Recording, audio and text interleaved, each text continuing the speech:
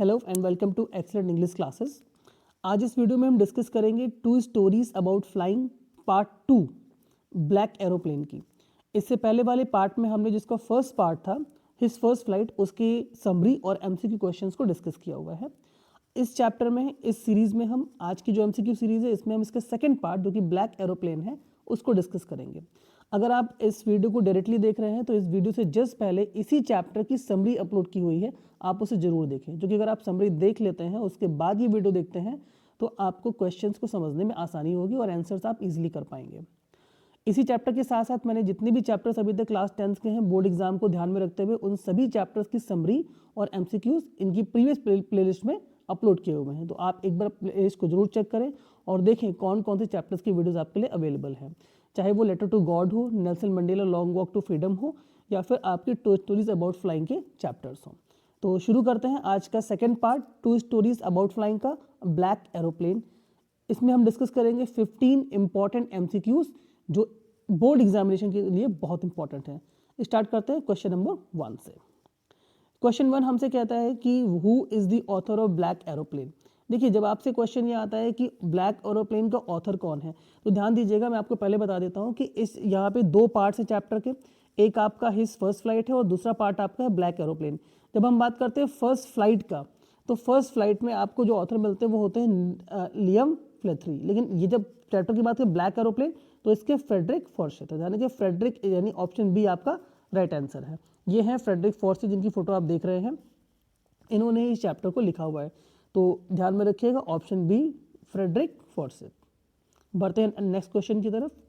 Question number 2 पूछ रहा है कि the title black aeroplane is based on. जो ब्लैक एरोप्लेन टाइटल रखा गया है वो किस पे बेस्ड है? A the aeroplane that help the pilot, वो एरोप्लेन जो पायलट की हेल्प करता है, या द पायलट्स एरोप्लेन, या पायलट का कोई एरोप्लेन उसको लेकर के, या aeroplane in the stormy sky, या एक स्टॉर्मी स्काई में एरोप्लेन है उसके लेकर, या इनमें से कोई भी नहीं। देखिए, पूरी स्टोरी जब आप इसको पढ़ते हैं अच्छे से तो स्टोरी के एंड में ये रिवील होता है कि ऑथर की हेल्प एक एरोप्लेन करता है जो कि उसे लगता है कि कोई लाइट है जिसको फॉलो करते हुए आता है, लेकिन एंड में ये पता चलता है कि कोई एरोप्लेन उड़ा ही नहीं था। तो ये सस्पेंस ऑथर जो है वो आपके सामने चैप्टर के एंड में छोड़ते हैं, तो इसलिए इसका राइट आंसर है ए, यानी aeroplane that help the pilot, यानी वो एरोप्लेन जो विजिबल नहीं है बाद में, यानी कि जब उसे पता था कोई एरोप्लेन है ही नहीं तो उस पर बेस्ड है कि जिसने पायलट की हेल्प करी। तो उसकी हेल्प कैसे हुई, तो पूरा चैप्टर इसी के अराउंड है, इसीलिए सही आंसर होगा the aeroplane that help the pilot. बढ़ते हैं नेक्स्ट क्वेश्चन की तरफ।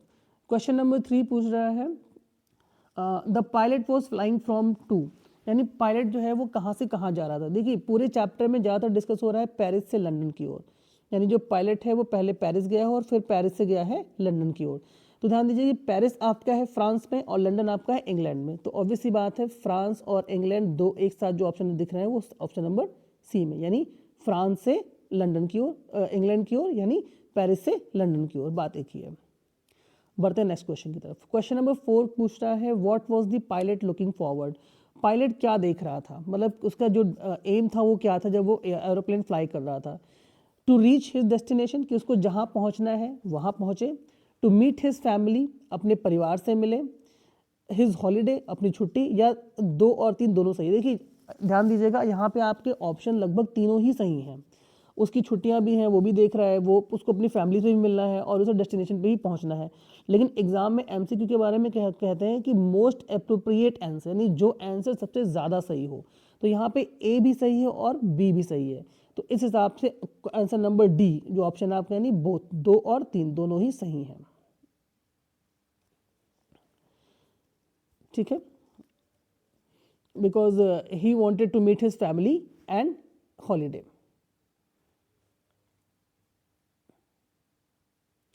क्वेश्चन नंबर 5 की अगर हम बात करें तो which control station did he contact on his way. जब वो अपने रास्ते में थे तो उन्होंने कौन से कंट्रोल स्टेशन में बात करने की कोशिश की? तो ऑब्वियसली बात है वो पेरिस उनको वापस लौटना था, लेकिन वो लौटे नहीं, लेकिन वो पेरिस कंट्रोल रूम में कनेक्ट करने की कोशिश कर रहे थे, यानी राइट आंसर है पेरिस। अगले क्वेश्चन पे आते हैं, question number 6। They looked like black mountain standing in front of me across the sky. What looked like black mountain, क्या चीज़ थी जो ब्लैक माउंटेन की तरह दिख रही? देखिए, ब्लैक माउंटेन का मतलब होता है एक बड़ा सा काला सा पहाड़। तो ऑथर जब प्लेन को फ्लाई कर रहा था पेरिस से लंदन की ओर। ध्यान दीजिएगा, मैं बार बार आपको रिपीट कर रहा हूँ, पेरिस से लंदन की ओर। तो ध्यान दीजिएगा, पेरिस टू लंदन मतलब फ्रांस टू इंग्लैंड।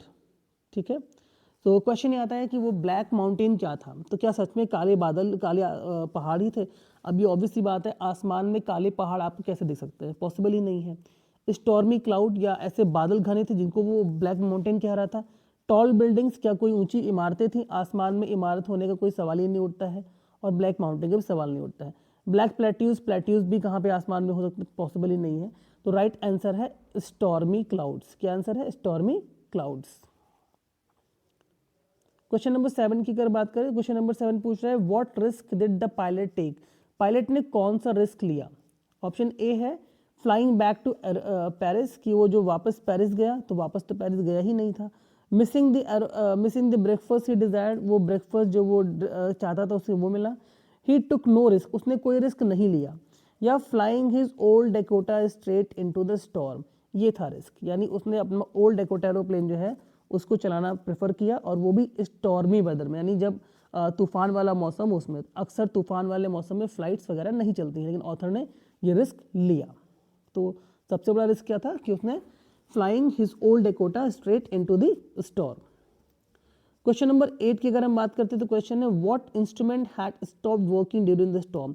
जब आंधी तूफान आ गया था, बादल छा गए थे, स्टॉर्म आ गया था, तो एरोप्लेन के कौन से इंस्ट्रूमेंट्स ऐसे हैं जो काम करना बंद कर दिए थे, यानी एरोप्लेन में कौन से ऐसे यंत्र थे जो काम नहीं कर रहे थे?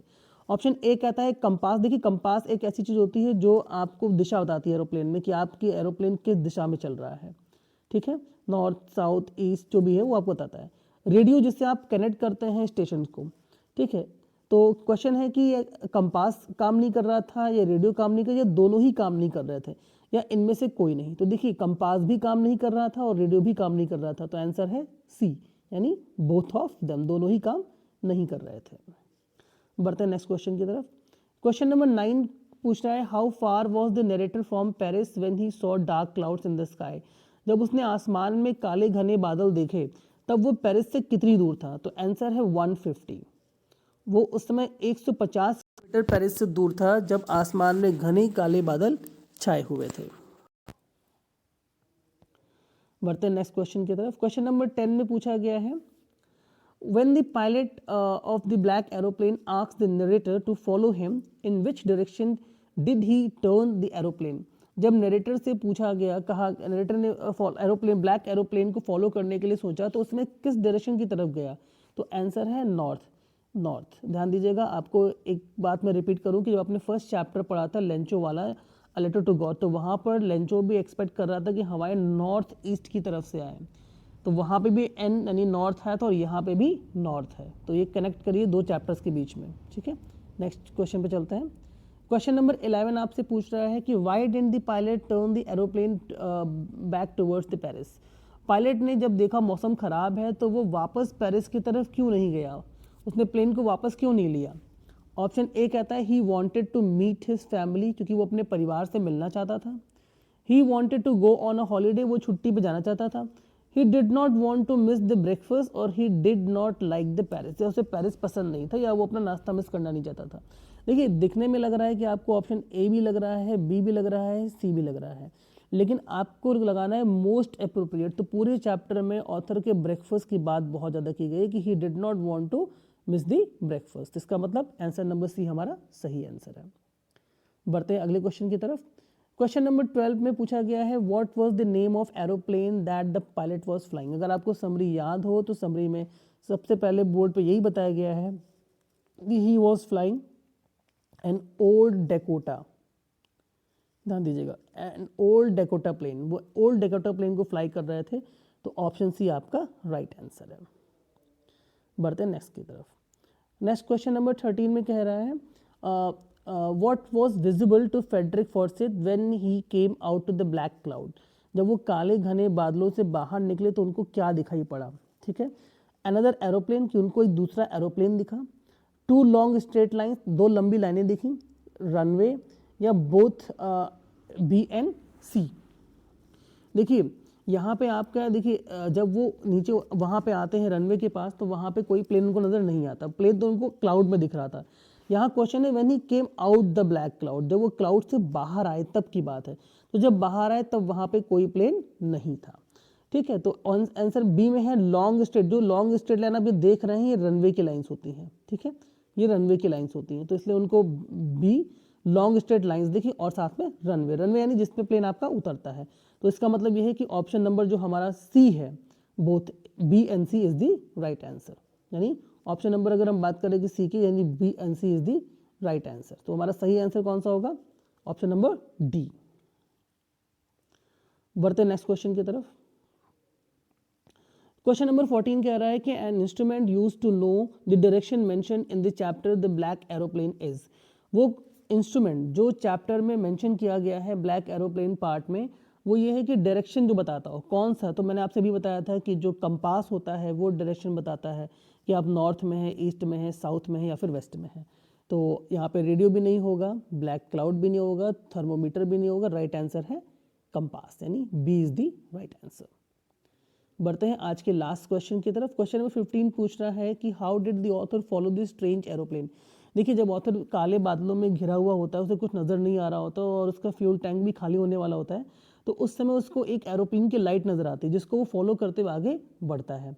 तो वो उसको इस तरीके से फॉलो करता है जैसे कोई छोटा बच्चा हो, वो बहुत ओबेडियंट हो, यानी बहुत आज्ञाकारी हो। उसे जैसे बोलो वैसे करो, उससे बोलो बेटा शांत बैठ, तो बैठ गया। उससे आपने कहा साथ चलो, साथ चलने लगा।